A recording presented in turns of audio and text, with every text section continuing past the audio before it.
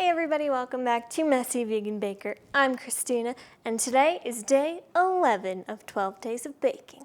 We're almost there. So today we're going to be making a very, very popular cookie. I think this is definitely top 5 cookies that people make during the holidays because it's fun. You get to shape them. So today we're going to be making vegan sugar cookies. So I made these last year, and I decided to use the same recipe, which is from Minimalist Baker. Switched that up on you, didn't I? Bet you were shocked, jaw on the floor, in disbelief. It's a really great recipe. So she has a few things that I decided I didn't want to do.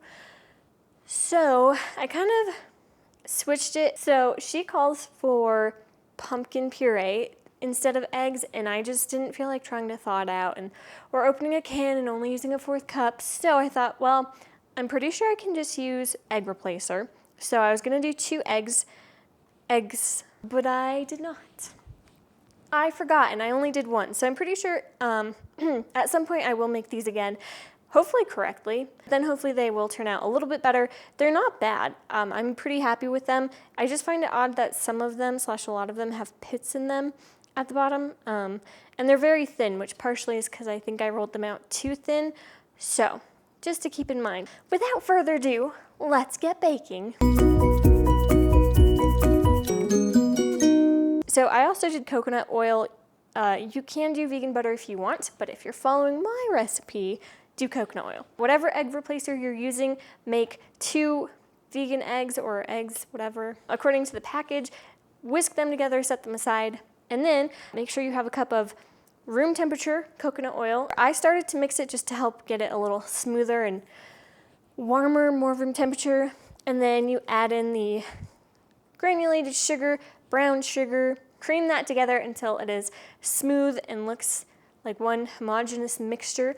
And then add in the vegan egg replacer and the vanilla. Combine or mix on high speed until it is a beautiful, creamy looking mixture again. And then you're gonna stop the mixer, put in all the dry ingredients, flour, cornstarch or arrowroot powder, baking powder, baking soda, and salt. And then you're gonna mix that until it's just combined. And then if you need to, you can add 1 to 2 teaspoons of non-dairy milk. I think I added like a tablespoon's worth just because I forgot the second egg, so I kind of needed that. So if you mess something up, then have no fear. If it's too dry, you can just stick some milk in there and mix it.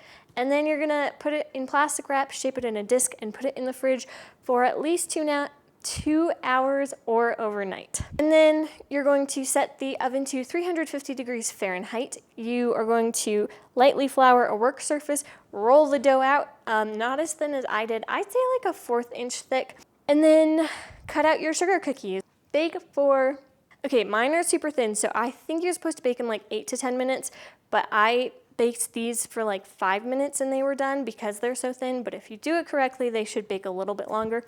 But if you are starting to see a little bit of the golden brown around the edges, pull them, because then they will be perfect when you pull them out. They won't be those hard, crunchy cookies, because personally, I don't like those. Oh yeah, and do not grease the baking sheet. And then you can stick them on a cooling rack, let them fully cool. You can make the frosting, which she has the recipe down below. So if you want to know how to make the frosting, go to the link to her recipe below. That makes enough sense. And yeah, then you can frost them till your heart's delight and eat them. So a few tips. Take your dough out like 15-20 minutes before you're gonna roll it out. If it's still too hard, especially if you're using coconut oil, you can break it apart and then stick it in the microwave for like 10 seconds and then it's perfect. I did that because I just get really impatient, so that's what I did and it worked out really well. And then you've probably heard this before, but I personally like to, when I remember, put the cookie cutters onto the dough without pressing them and making sure I can get as many of them in there as possible. And then I press them down, but up to you. And then the last thing, you were going to stick them in the freezer for 10 minutes. So with a lot of other cookies, like drop cookies, it's optional essentially. However, With these ones, especially if you're using coconut oil, it has a lower melting point than butter. So stick them in the freezer so all of the butter and the cookie just gets really solid. And then as it's baking, it's not gonna expand as much. I actually learned this trick from Minimalist Baker. It has been my favorite trick ever, which is, you know, hence why I say it like every episode. Why do I keep hitting this? So that's it. I have 2 of these little cookies because it's the extra dough that I just got really tired of rolling out. Let's taste these. These are really good. They are the perfect texture, light and fluffy, and they hold their shape, but they're very soft when you bite into them. And they have just enough of a flavor that it's nice, but then you put the frosting on and it's not gonna be too sweet, depending on how much frosting you put on it. So, highly recommend this. Again, I will have the link to her recipe down below, and I will also have my own version, which I will also link down below. So go check them out. And I think that's it. So thank you for watching. If you're new here, you could hit that like and subscribe button if you wanted. If you're old to this channel, thank you for watching and coming back and commenting and liking my videos. I really appreciate it. You guys are awesome. Thank you for watching. I hope you learned something and or were entertained, and I will see all of you lovely humans next time. Bye. Just to keep in mind, although this is the very beginning and I'm just babbling, and then I can promise you that I don't know what I was going to say there. Make sure, oh gosh, let's go back. Okay, so first of all, I feel like I really need to get more synonyms, but anywho, which I don't remember what they are. So if you you would have a very good chance that they would expand and become very disformed. Unformed. Is that a word?